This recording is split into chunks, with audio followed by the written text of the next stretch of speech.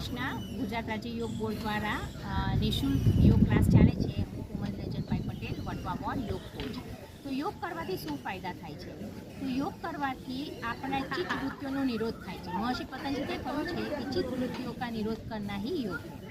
તો મને પહેલાં કેવું થતું હતું કે બહુ બધા વિચારો આવતા હતા, સારા ના સારા બધા વિચારો આવે. સવારે ઉઠીએ ત્યારથી જ એટલા અસંખ્ય વિચારો આવે, એના લીધે મગજ છે બહુ ડિસ્ટર્બ રહેતું.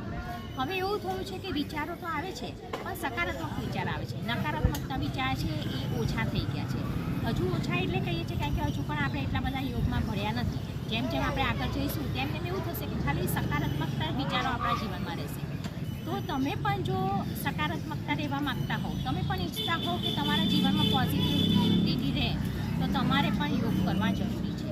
તો યોગ કરવાથી મને આ બીજો ફાયદો થયો છે કે મારા વિચારોનું શમન થયું છે અને જે પણ વિચારો હવે આવે છે એ સકારાત્મક વિચારો આવે છે અને નકારાત્મકતા વિચારો મારા જીવનમાંથી બહાર જઈ ગયા છે.